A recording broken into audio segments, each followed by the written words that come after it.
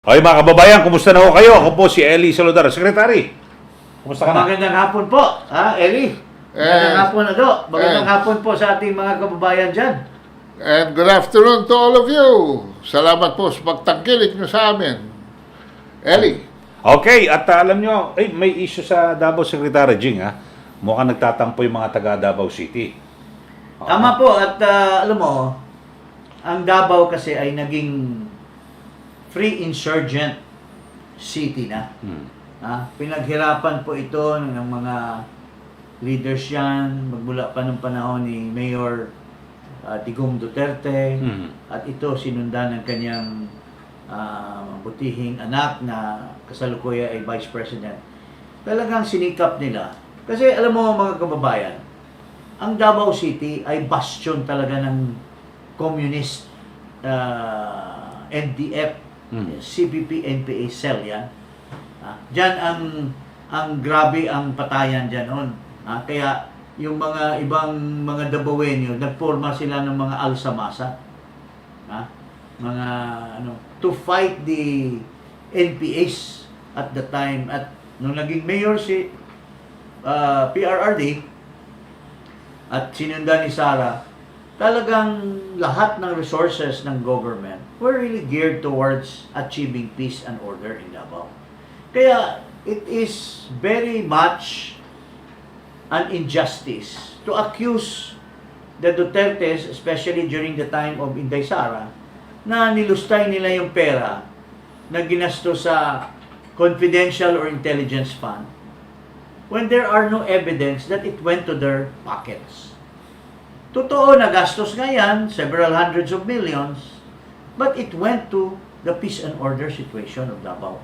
That is why the military has awarded Davao City a free insurgent city award. So, yun po, I mean, it will cost hundreds of millions to buy peace. Di ba? Tama, talagang ngayon siguro lahat ng mga kababayan natin papatunay na talagang naging mapayapa at saka maunlad yan ng Davao City. Yung ginastos man, kasi ito, part ng, alam mo kasi ang pera ng Davao City, manggagaling yan sa IRA, Internal Revenue Allotment, manggagaling din yan sa negosyo ng Davao. Kasi yung revenue from mga businesses, kinukolekt yan. So, kung malaki ang negosyo dyan, malaki din ang papasok ng financial sa coffers ng gobyerno. At syempre, alam naman natin, Secretary Jing, Kado, na ang pagunlad ng negosyo, depende yan sa estado ng kapayapaan. Estado ng kapayapaan. So, nagiging very peaceful. And in fact, there were so many investors during the time of Duterte as mayor, during the time of Sara as mayor, and also during the time of the president as president of the republic. No? So, nabawi lahat yung ginastos. Ito kasi hindi pinapaliwanag Ginagawa na lang ng propaganda ng mga kaliwa. Pero alam naman natin itong mga kaliwa, mayroong nagpapaikot niyan. Mayroong nagsusuhol niyan. Sinusuhulan yan, aligasyon, allegedly, sinusuhulan yan para i-denounce si Inday Sara, because in the new government, it is only her that is advocating against insurgency. In fact, there was a move, Eli, mayroong move na magkakaroon na naman uli ng peace talk, and mukhang si Marcos ay more inclined, pero naninindigan si Vice President na, no, we should not trust these people. Kaya binabalikan siya at nagamit ng mga politiko. There are politicians on top of our government who are now using this leftist, this kaliwe na mga politicians dyan na siraan ang ating butihing Vice President. And wag po tayong maniniwala dyan. Ito po, may isang statement tungkol dyan na they are dragging Davao City again sa politika. Hindi naman pwede kasi you ask every Davaoenyo, they will tell you that they are very progressive the economy is so good in Davao. Ha? So, walang corruption. Wala kasi sinasite na corruption na, okay, ginagastos yung pera, pero pag ginagasto mo, binubulsa mo dapat. Oh. Pero kung walang binubulsa, nasaan yung allegations nyo na sinayang yung pera, di ba? Kung pumunta naman sa mga programa sa gobyerno. On top of that, Secretary, ang nagbibitbit sa ating ekonomiya ngayon ay Davao Region. Oh, dyan sa banana, dyan sa pineapple, durian. dyan sa durian. These are all the big exports to Yes. China. Japan and everything. Nakinabang nga dyan si Dark Choco dahil yung kanyang pamilya is nasa banana. Di ba? Panay ganun na lang ni Dark Choco kasi yung pamilya buhay na buhay dahil sa Duterte administration. But anyway, ito po, pakita natin itong commentary ng isang ni Emil Vincent S. Sijar. Ano ba sinasabi ni Sijar? What's the big deal about the confidential fund of Inday Sara when she was mayor of Davao City from 2016 to 2022? Bulk of the fund comes from the taxes paid by the people of Davao and not from the national government. As our city gets pathetic share of revenues from the national budget despite contributing a big chunk on it. Much of our budget comes from local taxes and we do not even complain. But what has this trying too hard to Trying be so hard to be controversial Davao City confidential fund really mean? First, the confidential fund grew to the bombing of Ross night market. That confidential fund allow the city to solve solve the crime and prevented future crimes. In fact, by 2022, Davao City has been declared as an insurgent-free in Davao. Insurgency in Davao City, is it just related to the communists being supported by the likes of Franz Castro and Risa Ontiveros? We have different factions of Muslim extremists to worry about too. Okay. Oy, grabe yan. 6 years total Davao Confidential Fund, 2.6 billion, becoming insurgency-free, priceless. Apart from that, since Davao Confidential Fund has allowed Inday Sara to improve on our peace and order situation from 2016 to 2022. The business atmosphere has improved greatly too. Result, Davao City's economy by 2022 is worth over 400 billion pesos. That's in 2022 alone. 6 years total Davao Confidential Fund, 2.6 billion. Davao Gross Domestic Product 2022, over 400 billion. Percentage of fund over 2022 GDP, 65%. Davao aggregates GDP 2016-22 around 1 trillion pesos. So imagine, the total investment of 2.6 billion confidential fund for peace and order helped generate over 400 billion for 2022 alone. This translates to just 65% expense over revenues made. If we add the 6 years, 2.6 billion helped generate 1 trillion pesos.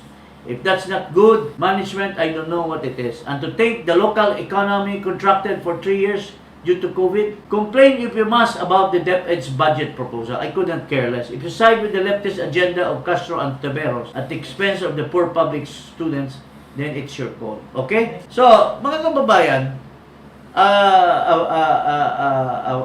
columnist or a writer that is very much at home or very much privy to what's going on in Davao City, sinasabi po niya na itong mga dinadrag nila na ito daw yung mahilig daw sa confidential fund itong ating Inday Sara ay hindi po totoo.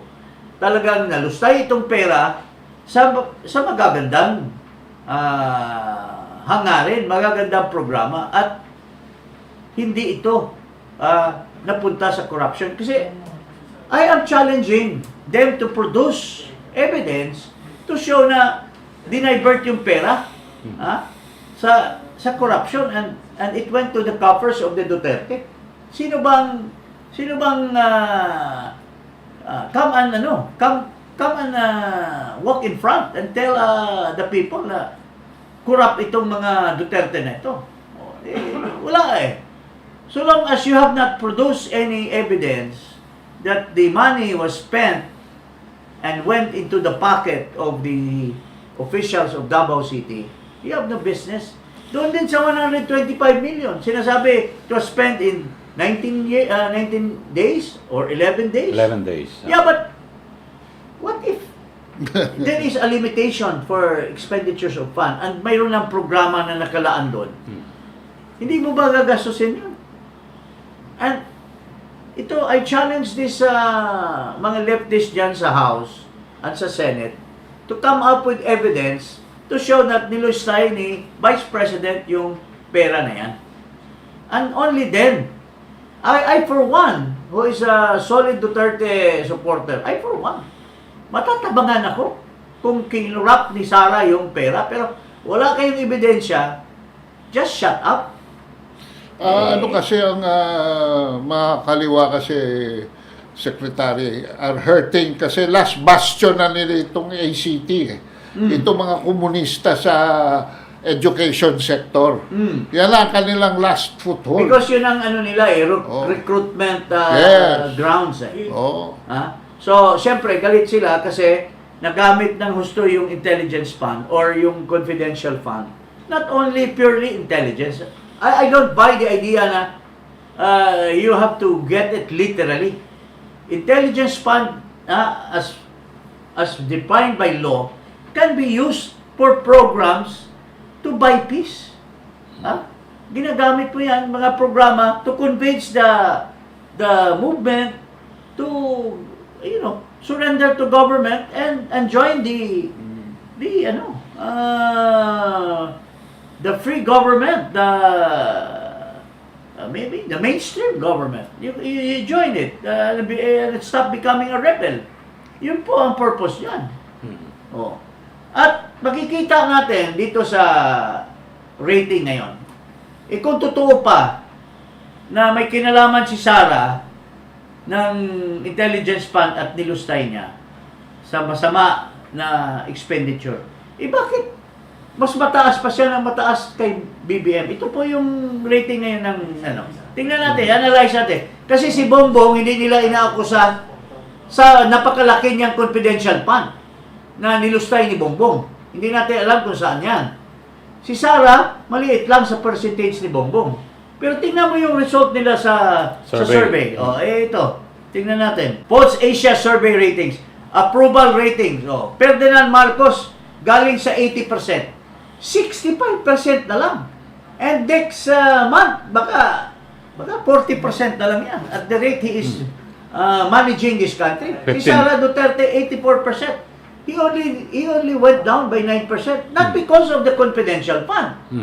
But he is being dragged by the management of Marcos sa kabulastugan ng gobyerno. Kasama si Sara kasi sa gobyerno. So, siyempre, damay siya. Di ba?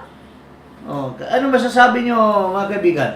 11% yun, di ba? Ilan ba kay From 80... 84 to 73. So, 11%. 11%.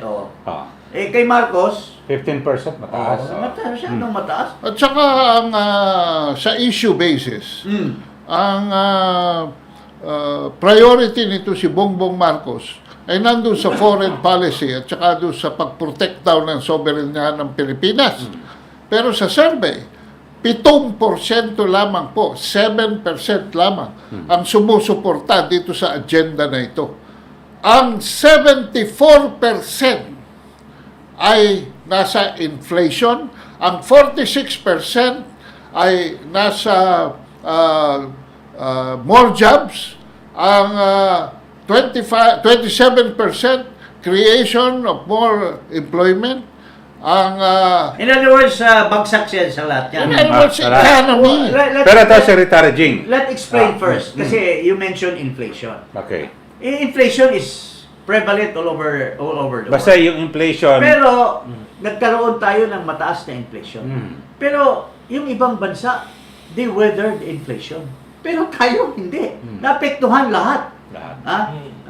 Price of gasoline, price of commodities, commodities, kinakain ng tao. It was badly managed yung pag take care ng inflation. So, it runs counter to good management. Kasi paltos yung kanyang economic team, paltos yung kanyang So, yun ang ibig sabihin, 74% sinasabi na hindi niyo naayos yung inflation. Hindi niyo na counter yung inflation. Yung napakaraming problema. Napakaraming problema, unlike other countries sa Asian, na they were weathering that. Pero sa atin, dahil apektado lahat yung Tapos sinasabi pa niya, nagpapakita ng kanyang recalcitrant and insensitivity na sa bigas lang daw ang cause ng inflation. At wala raw siyang pakialam dito sa survey. In other words, mga kabasa, wala silang pakialam. Happy nga siya nung umabot siya ng 80 honeymoon period parang he was in nirvana. Masyado nilang pinapublicize Pero ngayong bagsak wala nang pakialam siya sa survey. Next month or 2 months from now, pagka 40% na lang yung mo. And that's possible, A certain president even went negative. Mr. Bongbong Marcos. I mind you, Mr. Bongbong Marcos. Bubulusok pa yan. Kaya nga po, Inday Sara, mahal po kayo namin na mga Duterte loyalists. Ay pakiusap po namin. Umalis na po kayo dyan sa gobyerno ni Marcos. Kayo lang naman ang nagpapabangon yan You were the ones responsible for his victory, Madam Sara. Kung hindi ka nag-join, baka matalo ni Lely Robredo yan or ni Manny Pacquiao. Yan si Bongbong. Kung hindi po kayo sumali. Kasi mababa ang rating niya, ikaw ang mataas. Pero nung sumali ka, nag-zoom yung kanyang rating at naguyo na niya yung buong Pilipino. Pero dito, Secretary G, ibig mo sabihin, dapat bumitaw na siya sa administrasyon, pati pagiging education secretary. Yes. So, itong resulta ng survey ay lumilitaw na parang hinatak si BP Sara. Yes, hinatak siya kasi pababa. Wala namang Wala, the confidential fund is na non-issue against inflation, failure to provide Tsaka, Secretary, safe food security. Yung sa confidential na pondo, hindi kasama pa sa survey na itanong. Hindi pa rin kasama. Ngayon lang yan, ng budget Kaya hearing nga, lang. Ma'am Sara, if you are hearing our program, you jump ship while it's still sinking. Because there's no return Itong bulusok na downgrading of survey rating ni Marcos, this will go down some more. Dahil wala naman siya nagagawa namimigay lang ng bigas. You think the entire country will benefit from that propaganda by giving, walang kaiba niyan doon sa kanyang, programa, Kadiwa. Naiilan lang ang, tapos pinailan pa ng kaso ng ombudsman yung kanilang kalukuhan na tinaas yung presyo, pinagkitaan, tapos binenta ng mas mataas pa rin ang presyo. Dito sa survey na ito, yung 5.6 na inflation, tumaas pa nung September to 6.1. So, lumala pa. Imbes na solusyonan. Kaya talaga sapol siya dito because that is the pulse of the people na wala talaga ng tiwala sa kakayahan mo, Mr. Marcos. At saka walang nakikita na ginagawa mo, walang nakikita na gagawin mo, walang pag-asa. To your good senses, Madam Vice President, I appeal to the people surrounding you. Jump ship while you can because on your own, you are very high. You are loved by the people. You will shine. You will shine by yourself without this government. Tingnan mo si Binay. If not for the issue of corruption itself against Binay, will Binay first separated from the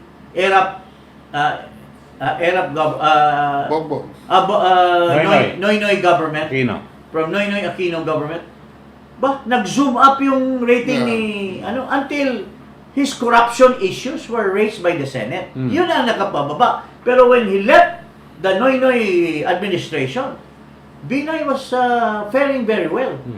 In fact, he became lead opposition leader. Now, Madam Sara, the opposition now, ang dami po na ayaw na dito kay Marcos. They need a rallying person Yeah. to rally, to come up with an Issues. alternative, someone who will raise issues against this very corrupt and very incompetent government. Okay. That needs to be fiscalized. Yes. Okay, dito Secretary, ito namang sa Tatak Duterte Forever. Yung kay Senator Bongo. Oo, tingnan mo si Senator Bongo. Ha? Allied with Duterte, tuloy-tuloy pa rin yung kanyang Goodwill. tuloy-tuloy pa rin yung kanyang goodwill. Basahin natin. Maski pinutulan, victim din ng politika ito si Senator Bongo, maski pinutulan na ng access sa kanyang pondo sa DSWD dahil na politika siya. Pero tuloy-tuloy pa rin ang tulong niya. Ito, nakilala ni Senator Bongo ang 63 anyos na si Leonardo Reyes Jr., isa sa mga biktima ng sunog sa Barangay Tehero, Cebu City. Pinagbalaki ni Tatay Leo na si Senator Bongo ang suot nitong Duterte Baller wristband na kanyang itinago noong pang 2015. Suot-suot pa rin niya. So, talagang 8 taon ang nakalipas ay patuloy pa rin ang pagsuporta niya kay Tito Digong. Nagpasalamat din ito kay Senator Bongo dahil sa natanggap nitong wheelchair mula sa senador noong araw na iyon. Patuloy na itinaguyod ni Senator Kuya Bong ang tapang at malasakit na sinimulan ni dating Pangulong Rodrigo Duterte upang maitid ang serbisyong nararapat sa ating mga kababayan. Tama po yan. But kailangan ng rallying point ang daming mga vloggers na tumitira, nire-raise yung issue against this administration. But that will not amount to anything unless there is a rallying point. And kayo po, Inday Sara, hindi pa ba ninyo natutunugan na ayaw na nilang kasama ka sa unity team? There is really no unity team in the first place. It was a team based on selfish and greed by the Marcos people. At itong pinalit nilang bagong Pilipinas, actually, bobong Pilipinas to. Alam mo, yun na pong masasabi ko po, Madam Vice President. You will be better off. Alam mo, marami naman dyan umalis din tinalaga. Si Ping Lacson ni ERAP, umalis din naman sa kanyang administration. You don't need to be in the cabinet. Kung binabatikos ka lang at sooner or later, baka itatrap ka dyan. Dahil pinagtulungan ka na ng tunay na presidente dyan sa Malacanang at saka yung mga kamag-anak at mga alipores, pinagkaisahan ka na, ginagamit yung mga kaliwa. They can always use them because they need funds to sustain their insurgency. So, syempre, nagpagamit yan at ikaw ang tinitira. But sooner or later, kung kinalkal na nila yung Davao City, there's no reason that they will not drug you or trap you down sa DepEd. Sooner or later, itatrap ka nila yan. And they will create more issues sa iyo. Pambala laban sa Why would you stay when you don't need them? You are the highest official with the highest rating. Ikaw po ang minamahal ng Pilipino. And ako, I am calling on all Duterte supporters. DDS. Let's rally. Once the Vice President gets out of this government, let's rally. Let's make him believe that she is really the real President. Kasi dapat siya, kung tumakbo lang siya dapat ang Presidente ngayon. Okay. Pinahiram lang niya yung kanyang kakayahan dito sa Presidente ngayon na bumulusok na. There's no returning back for you, Mr. Marcos. Once you are now 65, you will go to 40%. And I will not